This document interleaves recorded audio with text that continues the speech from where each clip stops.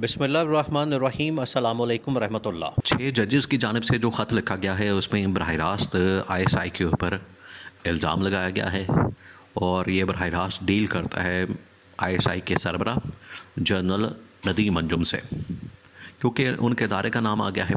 इस वजह से इस्टेब्लिशमेंट के अंदर भी खलबली पैदा होगी, हलचल पैदा हो गई कि ये क्या मामला सामने आ गया। एक नया खट्टा खुल गया है कि 6 सिटिंग सर्विंग हाजिर सर्विस जजेस ने इतने अहम तरीन इदारे के ऊपर हमला कर दिया। अब ये बड़ा ख़तरनाक मामला बन गया, क्योंकि पूरे पाकिस्तान के अंदर आपको पता है कि अभी दहशतगर्दों की एक नई लहर पैदा हुई और फ्रंट के ऊपर जो है पाकिस्तान की फ़ौज, पाकिस्तान के जो दूसरे इंटेलिजेंस के इदारे हैं वो कुर्बानियाँ दे रहे हैं, उसमें कोई शक नहीं है। वो अपनी जगह पर मौजूद हैं उनकी कुर्बानियाँ। इसी वजह से तो उनका मसला होता है, यही तो उनका प्रॉब्लम होता है यहीं से कि हम कुर्बानियाँ जब देते हैं तो उसका जिक्र नहीं किया जाता, उसके ऊपर ज़्यादा वावेला नहीं किया जाता। और जब हम चाहते हैं कि अपनी मर्ज़ी के मामलात को चलाया जाए, मुल्क को चलाया जाए, तो हमारे ऊपर उंगलियाँ उठाई जाती हैं। तो इसके ऊपर जो है वो डीजी आईएसआई ने भी शिकवा किया, जनरल नदीम अंजुम, और इवन के जो पाकिस्तान की इस्टेब्लिशमेंट है, जो टॉप मिलिट्री कमांड है, वो भी शिकवा करती है। तो ये बड़ा एक थिन लाइन है दोनों मामलात के दरमियान कि आपने इंसानी हुकूक को भी किस तरह से बरकरार रखना है, उनको पामाल नहीं करना, उनकी आपने आइनी और कानूनी ज़िम्मेदारियाँ भी पूरी करनी है, और इंसानी हुकूक को आपने पैरों तले नहीं रौंदना, ये भी चीज़ है, आपने इसको भी मद्देनज़र रखना है। और दूसरी तरफ कि ये जो शोहदा हैं पाकिस्तान के, जो कुर्बानियाँ देते हैं, उनको भी हमने सराहना है। ये इंतहाई अहम मामला बन गया है इस वक्त, इसको आपने समझना है। देखिए, अब 6 जजेस ने जब से नाम लिया है उसके बाद से पूरे पाकिस्तान के अंदर ये बहस तो चल पड़ी है और इसके ऊपर डिस्कशन तो हो रही है कि ये क्या सिलसिला बना कि 6 हाजिर सर्विस जजेस ने पाकिस्तान की ये सबसे बड़ी इंटेलिजेंस एजेंसी के ऊपर हमला कर दिया। और ये सिर्फ पाकिस्तान के अंदर ख़बर नहीं फैली, पूरी दुनिया के अंदर जंगल में आग की तरह ये ख़बर फैल गई और पूरी दुनिया में इसको कवर कर रही है कि पाकिस्तान के सबसे बड़ी एजेंसी को सिटिंग सर्विंग जजेस ने, 6 जजेस ने हमला कर दिया। और ख़ास तौर पर जो पाकिस्तान के दुश्मन ममालिक हैं वो इसको बड़ा प्रमोट कर रहे हैं। अब इसमें जो सबसे बड़ी एक तो नाकामी नज़र आती है, देखिए इमरान ख़ान और इस वक्त जो शरीफ ख़ानदान है उनके दरमियान यही फ़र्क है, यही मसला है कि इमरान ख़ान चीज़ों को बड़े अच्छे तरीके से हैंडल करता था, इमरान ख़ान चीज़ों को बड़े अच्छे तरीके से मामलात को चलाता था। अब जब से ये ख़त सामने आया तो उसके बाद पूरी दुनिया के अंदर इसके ऊपर बहस हो रही है, चर्चा हो रहा है, इसके ऊपर डिस्कशन हो रही है, जिसकी वजह से जो बराह रास्त इल्ज़ाम है वो आईएसआई के साथ साथ इसके सरबराह के ऊपर जनरल नदीम अंजुम के ऊपर आ रहा है।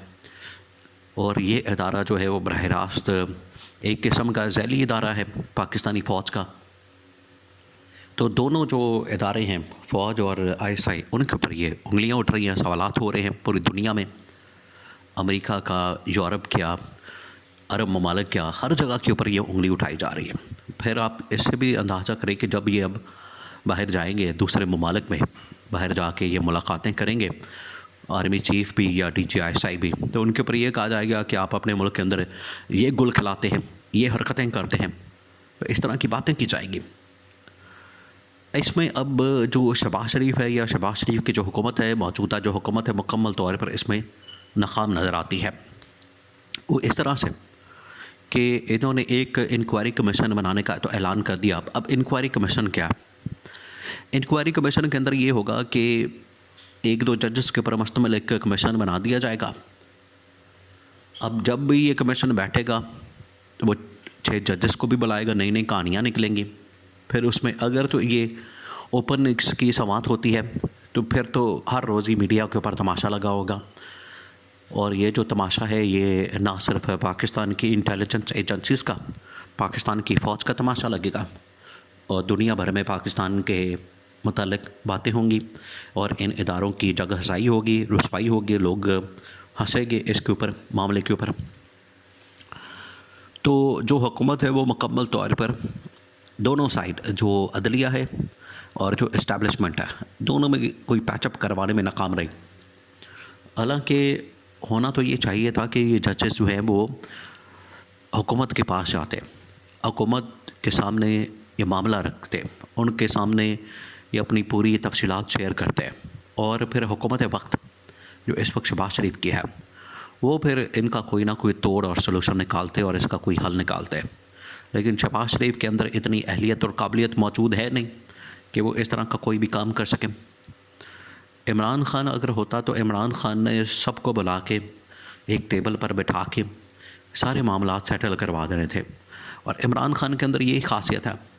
लेकिन शहबाज शरीफ ने ये जो खाता खोल दिया इंक्वायरी कमीशन वाला, इसमें एक तो इन्होंने एक मिट्टी पाव प्रोग्राम किया कि चले कमीशन बना दें, कमेटी बना दें, मिट्टी पाव प्रोग्राम हो जाएगा और इमरान खान को भी इतनी माइलेज नहीं मिलेगी।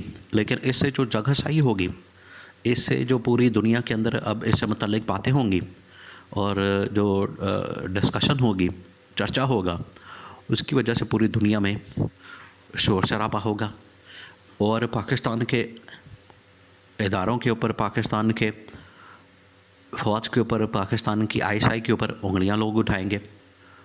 तो इससे इन इदारों की और जो मौजूदा हुकूमत है उनके दरमियान एक चपकलश शुरू हो जानी है, एक लड़ाई शुरू हो जानी है और वो चपकलश और लड़ाई जो है वो बड़ी ख़तरनाक और ख़ौफनाक सूरत हाल इख्तियार कर सकती है। शहबाज शरीफ का मसला यही है। देखिए अभी जुमा 8 दिन हुए हैं, वो सर मंडाते ही औले पड़े और टेंड कराते ही औले पड़े कि अभी जुमा 8 दिन हुए हैं, अभी नई नई शेरवानी पहनी है, अभी तो बेचारा मज़ा ही ले रहा था शहबाज शरीफ के ऊपर से इतने बहरानों ने मुंह खोल दिया, खाता खोल गया। क्योंकि अब ये फुल फ्लैज गवर्नमेंट है। जो लास्ट गवर्नमेंट थी पीडीएम की पहली, वो तो चले थोड़े अरसे के लिए थी, 18 महीने के लिए। ये तो अब 5 साल का पूरा एक खाता खुला है जिसमें पहले अफ़गानिस्तान के साथ लड़ाई झगड़े और सिक्योरिटी की सूरत हाल, हमले, दहशतगर्दी, चाइना चीनी शहरियों के ऊपर हमला, अब ये अदलिया के ऊपर जो है नया बहरान खुल गया और उसमें पाकिस्तान की इस्टेब्लिशमेंट को टारगेट कर दिया क्या। तो हुकूमत हर फ्रंट के ऊपर नाकाम नज़र आ रही है। तो अगर हुकूमत की नाकामी ये जारी रहती है, जो कि लगता नहीं कि ये सॉल्व कर सकती है इन मामलात को, तो ऐसा बेहतर है कि इनसे इस्तीफ़ा लिया जाए। क्योंकि DGISI जनरल आसिम बड़े सख्त बरहम आग बगोला है। तो इस्तीफ़ा लेके इनको घर भेजें और इमरान खान को आने का मौका दिया जाए।